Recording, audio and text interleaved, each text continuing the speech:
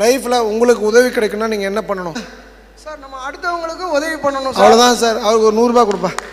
லைஃப்பில் இது வரைக்கும் உதவி பண்ணாதவங்கன்னு யாரும் இருக்கீங்களா? நான் யாருக்கும் உதவி பண்ணதில்லைன்ட்டு அவங்களுக்கு ஒரு சின்ன ஒரு எக்ஸசைஸ் சொல்லி கொடுக்குறேன்.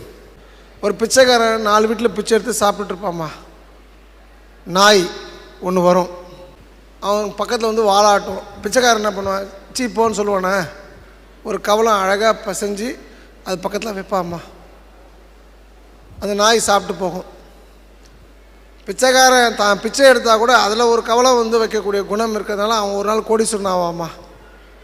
கோடீஸ்வரன் எப்போ பிச்சைக்காரன் ஆவான்னா, அவன்கிட்ட பணம் இருக்கும்போது உதவி பண்ணாமல் இருக்கான் பார்த்தீங்களாம்மா, அவன் ஒரு நாள் பிச்சைக்காரனாக மாறுவான். வாழ்க்கை வந்து ஒரு வட்டம். மேலே இருக்கவன் கீழே வருவான், கீழே இருக்க மேலே போவான் சார். அப்போது நீங்கள் உதவி பண்ணணுன்றது நம்பர் 1. நீங்கள் கடனில் இருக்கீங்கன்னா, இந்த கடனோட உச்சக்கட்டத்தில் இருக்கும்போது கூட உங்களால் ஒருத்தருக்கு உதவி பண்ண முடியுன்றதை நம்புங்க சார். நீங்கள் உதவி பண்ணுற பட்சத்தில் நீங்கள் என்ன புரிஞ்சுக்கணுன்னா, உங்கள்கிட்ட உதவின்னு ஒருத்தன் வந்து கேட்டு வரானா, அவன் கேட்கல, கடவுள் அவனை உங்கள்கிட்ட அனுப்பிச்சிருக்கான் சார்.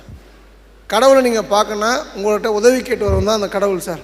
யாருக்கு உதவக்கூடாதுன்னா, குடிக்கிறவனுக்கு உதவக்கூடாதுமா, தவறானவனுக்கு உதவக்கூடாது. இன்னொரு விஷயம், உங்களை நிச்சயமாக ஏமாற்றிடுவான் பணம் வாங்கிட்டு அப்படின்னு நீங்கள் நம்புகிற பட்சத்தில் அவனை நீங்கள் வந்து அவன் பணம் திருப்பி கொடுக்க மாட்டான். நல்லவன் தான், இவன் வந்து பணம் வராது. 1 லட்ச ரூபா கல்யாணத்துக்கு கொடுக்குறோன்னா இவன் நிச்சயமாக திருப்பி வராதுன்ற பட்சத்தில் 10,000 ரூபாவது கொடுங்கம்மா.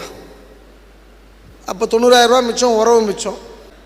அது என்னோடய இன்ட்யூஷன், என்னுடைய மைண்டு சொல்லணும்மா, இவனுக்கு பண்ணுன்னு சொல்லிட்டு. ரொம்ப ரொம்ப முக்கியமான விஷயம், அந்த பணம் உதவி கொடுக்கப்படுகின்றது என்கின்ற ஒரு விஷயத்தில் திரும்ப நமக்கு வரணும்னு எதிர்பார்க்கக்கூடாதும்மா. எதிர்பார்ப்பில்லாத உதவி தான் ரொம்ப இன்றியமையாதது.